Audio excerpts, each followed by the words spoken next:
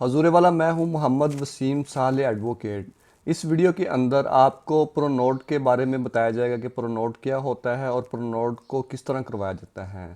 Pronote से मुराद कि अगर आपने किसी भी बंदे को उधार पैसे देने हैं या उससे उधार पैसे लेने हैं, उसका जो कानूनी तरीक़ाकार है, अगर आप उसको फॉलो करते हुए किसी पर्सन को पैसे देते हैं या लेते हैं तो उसको हम प्रोनोट कहेंगे। जो कानूनी तरीक़ाकार है उसको हम सादा ज़बान में प्रोनोट कहेंगे। तो इस वीडियो के अंदर आपको प्रोनोट के बारे में बताया जाएगा। हजूर वाला अल्लाह ताला कुरान मजीद की सूरा बकरा की आयत नंबर 282 और 86 में इरशाद फरमाते हैं कि मोमनो, जब तुम आपस में पैसे का लेन देन करो तो उसे लिख लिया करो और अपने में से दो मर्दों को गवाह बना लिया करो। अगर दो मर्द ना हो तो एक मर्द और दो औरतों को गवाह बना लिया करो, ऐसे गवाह जिनको तुम पसंद करते हो।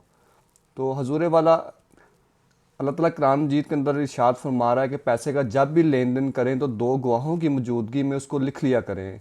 अगर हम अपने इर्द गिर्द नज़र दौड़ाएं तो हम अक्सर पैसे उधार देते हैं और पैसे उधार लेते हैं, लेकिन हम उसको लिखते नहीं हैं। और उसका नुकसान ये होता है कि जब हम अपनी रकम की वापसी का मुतालबा करते हैं तो वहाँ पे इख्तलाफात पैदा होते हैं। जिसको हमने अपनी रकम उधार दी होती है वो रकम उधार वाली रकम को वापस करने से इनकार करता है और बाद औक़ात तो वो उधार दिए हुए पैसे वापस नहीं मिलते। तो इस वीडियो के अंदर आपको ये बताया जाएगा कि अगर आपने किसी को उधार पैसे देने हैं तो कानूनी तौर पे आप उसको किस तरह पैसे उधार दें कि आपको वो पैसे वापस मिलने के जो चांसेस है वो 100% हों। तो अक्सर हम यहाँ पे देखते हैं कि लोगों ने कमेटियाँ डाली होती हैं। जिस तरह मेरे जानने वाले हमारे पास एक क्लाइंट आए हैं, उन्होंने अपनी एक कमेटी डाली हुई थी। उनका जो उमर नाम है क्लाइंट का, और उसमें ये जो नाम है ये फ़र्ज़ी नाम है। उमर की जो कमेटी है वो तीसरे नंबर पे निकलती है और उसके पास फ़याज़ आता है कि मुझे अपनी ये कमेटी दे दें, मैं आपको जब मेरी कमेटी निकलेगी मैं आपको पैसे वापस कर दूंगा। उमर अपनी 4 लाख की जो रकम है उठा के वो फ़याज़ को दे देता है कि जब आपकी कमेटी निकलेगी तो वो रकम मुझे आप वापस कर दीजिएगा। तो उनमें ये एक ज़बानी कलामी एक माहिदा होता है, और लेकिन जब फ़याज़ की कमेटी निकलती है और उमर अपनी रकम की वापसी का फ़याज़ से मुतालबा करता है तो फ़याज़ उसको पैसे देने से इनकार कर देता है। तो अब उमर के पास जो कानूनी चारा गोई है वो कोई कानूनी चारा गोई नहीं कर सकता, क्योंकि उसने ज़बानी कलामी एक माहदे के तहत उसको पैसे दिए हैं। और अगर वो कोई कानूनी चारा जोई करेगा भी तो वो बहुत यानी कि एक मुश्किल काम होगा। अगर उमर ने अपने पैसे फ़याज़ को प्रोनोट के ज़रिए दिए होते तो वो बड़ी आसानी से फ़याज़ से अपने पैसे वापस ले सकता था। तो लिहाजा आप जब भी किसी को पैसे उधार दें तो आप प्रोनोट करवा लिया करें। तो इस आगे हम चल के आपको बताएंगे कि प्रोनोट होता क्या है और इसको किस तरह करवाते हैं। प्रोनोट का जो मतलब होता है, इसको हम ये प्रोमिसरी नोट होता है। प्रोमिसरी नोट के शॉर्टकट को हम प्रोनोट कहते हैं और उर्दू में इसको हम इकरारी शहादत कहते हैं। और प्रोनोट की जो तस्वीर है वो आपको स्क्रीन के ऊपर नज़र आ रही है। हजूर वाला प्रोनोट एक डॉक्यूमेंट होता है, एक कागज़ का टुकड़ा होता है। जब एक बंदा किसी दूसरे बंदे को पैसे देता है, जिस तरह उमर ने अपने उधारे पैसे फ़याज़ को दिए हैं, तो फ़याज़ एक कागज़ के ऊपर उमर को लिख के देगा कि मैं आपको मुकर्ररा मुद्दत के बाद ये पैसे वापस कर दूंगा। तो जो वो कागज़ का टुकड़ा है वो प्रोनोट कहलाएगा। उर्दू में हम उसको इकरारी शहादत कहेंगे, यानी कि फ़याज़ ने उमर को इकरारी शहादत दी है कि मैं आपको ये पैसे वापस कर दूंगा, और ये शहादत दो गवाहान की मौजूदगी में उसने दी है। वाला जो प्रोनोट करवाने का तरीकाकार है, अगर आप किसी बंदे को उधारे पैसे दे रहे हैं तो आप उसको प्रोनोट करवा लें। प्रोनोट करवाने के लिए अगर आप किसी वकील को जानते हैं तो आप उससे रब्ता कर सकते हैं। अगर आप वकील को नहीं तो किसी स्टाम्प फरोश या नोटरी पब्लिक से रब्ता कर सकते हैं। नोटरी पब्लिक आपको ये एक प्रोनोट करवा के दे देगा और आप उसको अपने पास रख सकते हैं। ये आपको स्क्रीन के ऊपर प्रोनोट का परफॉर्मा भी नज़र आ रहा होगा। पर जो प्रोनोट है ये दो हिस्सों पे मुश्तमिल होता है। एक प्रोनोट का जो मेन हिस्सा होता है और दूसरा जो रसीद होती है। तो इसको प्रॉपर तरीके से फ़िल किया जाता है। फ़िल करने के बाद इसके ऊपर जो बंदा पैसे ले रहा होता है उसकी सारी मालूमात लिखी जाती है और इसके ऊपर टिकटें लगाई जाती हैं और अंगूठे के निशान लगाएगा, फिर उसके ऊपर वो साइन करेगा। ये सारा कुछ करने के बाद फिर वहाँ पे जो दो गवाहान मौजूद होंगे उनके भी प्रोनोट के ऊपर साइन होंगे। साइन करने के बाद जो नोटरी पब्लिक होगा वो प्रोनोट को प्रो नोट की वेरिफिकेशन करेगा। जिस तरह आप स्क्रीन के ऊपर देख सकते हैं कि आपको एक प्रो नोट नज़र आ रहा है और उसकी दाईं तरफ आपको सब्ज़ कलर की एक स्टैंप नज़र आ रही है। तो ये स्टैंप जो है ये नोटरी पब्लिक की तरफ से लगाई गई है, जो इस बात की तस्दीक करती है कि ये प्रो नोट उधार जिसको पैसे दिए जा रहे हैं उसकी तरफ से उधार देने वाले को दिया जा रहा है। अगर आपने एक सादा कागज़ के ऊपर यानी कि प्रो नोट करवाया तो उसकी कोई कानूनी अहमियत नहीं होती। तो कानूनी अहमियत सिर्फ उसी की तस्वर की जाएगी जिसके ऊपर आपने नोटरी पब्लिक की तरफ से तस्दीक होगी।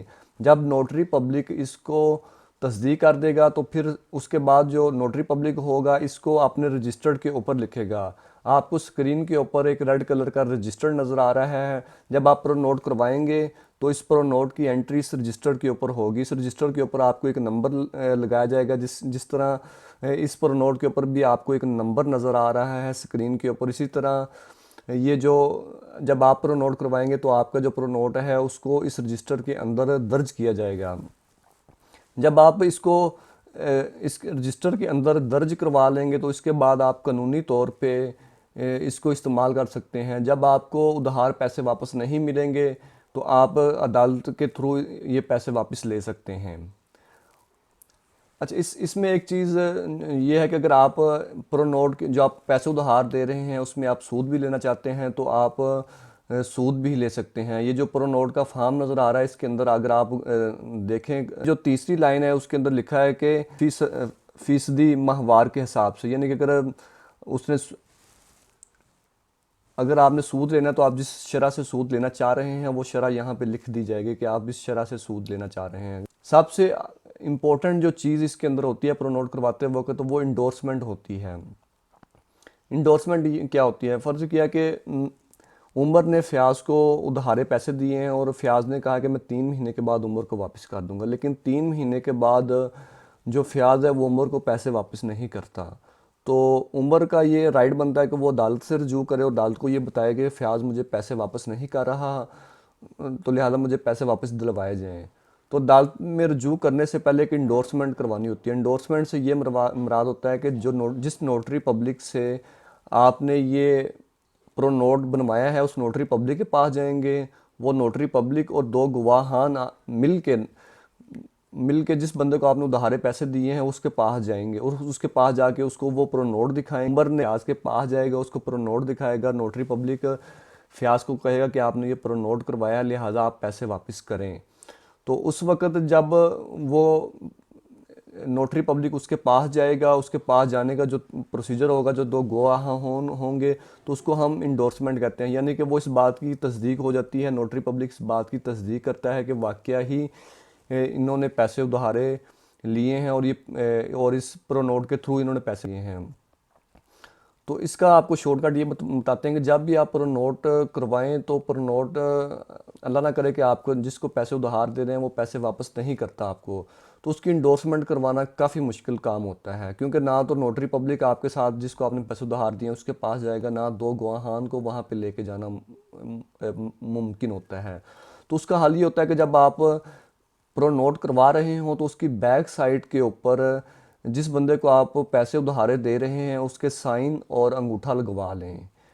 अगर मुकर्ररा मुद्दत के बाद आपको जिस बंदे को आपने पैसे उधारे दिए हैं वो पैसे वापस नहीं करता, तो आपने पीछे उसके साइन और अंगूठे करवाए हुए हैं, तो आप घर बैठ के इंडोर्समेंट खुद लिख सकते हैं कि मैं इसके पास 3 महीने के बाद पैसे लेने के लिए 2 गवाहान की मौजूदगी में नोटरी पब्लिक के साथ वहाँ पे गया हूँ, लेकिन इसने पैसे देने से इनकार कर दिया है।